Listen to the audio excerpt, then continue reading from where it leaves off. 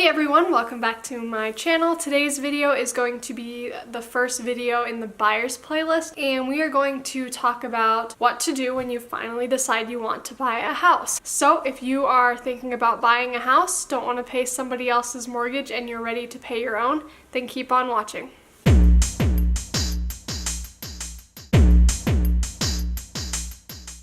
Because of the age group that I'm in, a lot of my friends are looking to start buying their first house. They've been paying rent for so long because they were in college, and now they're ready to be able to pay their own mortgage and not pay somebody else's.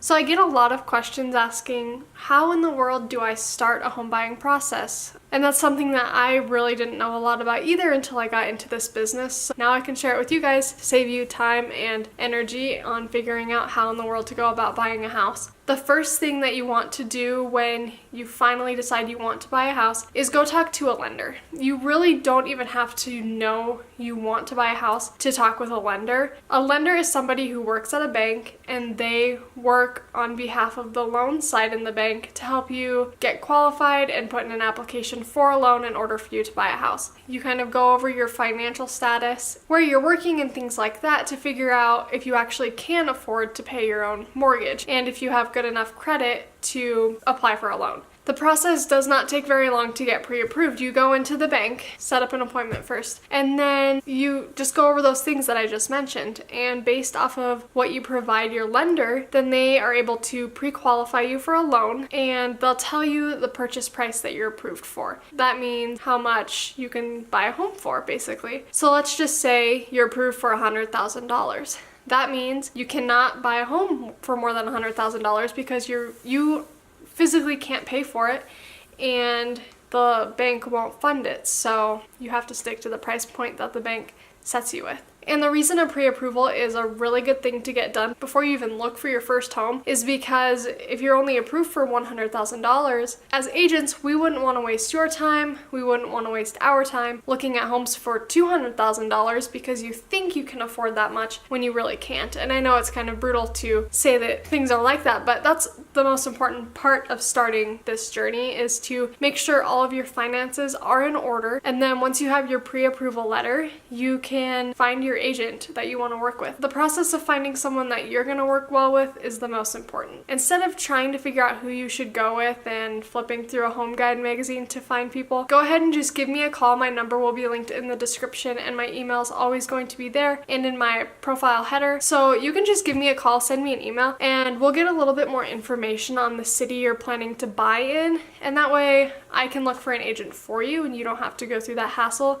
Each agent is going to have their own way of starting your house hunting process. The pre-approval letter comes back into play here. You're going to want to provide your agent with a copy of that, so that way they know where to start your house buying process at and not get you into homes that are more expensive than you're able to afford. When you meet with your real estate agent and you are agreeing to work with them, you will be signing contracts right away. The first one you would be signing more than likely would be called a buyer broker, and that means that you're agreeing to work in an exclusive relationship with that agent. A date is typically set in that as for how long you are working with that agent for exclusively, and if you work with another agent, the law comes into play, so don't do that. This is at least in Montana, and I should note that in all of my videos. So another form you would have would be called relationships in real estate, and it's going to explain the obligations that a real estate agent owes to you as a buyer, what they owe to the seller, the seller's agent, and all the other parties involved in the transaction. And then the third one typically is consent for communication, and it's just giving permission to your agent to communicate with you in whatever forums that you provide on the paper. So that's usually the start of a home buying process. You need to get your pre-approval letter. You'll figure out which agent you want to work with. You will sign the required documents. You'll more than likely schedule showings to go on. That is the very first part of buying a house. So start with a lender. Most importantly, make sure you are ready to buy a house before you get a hold of me to find you an agent to work with.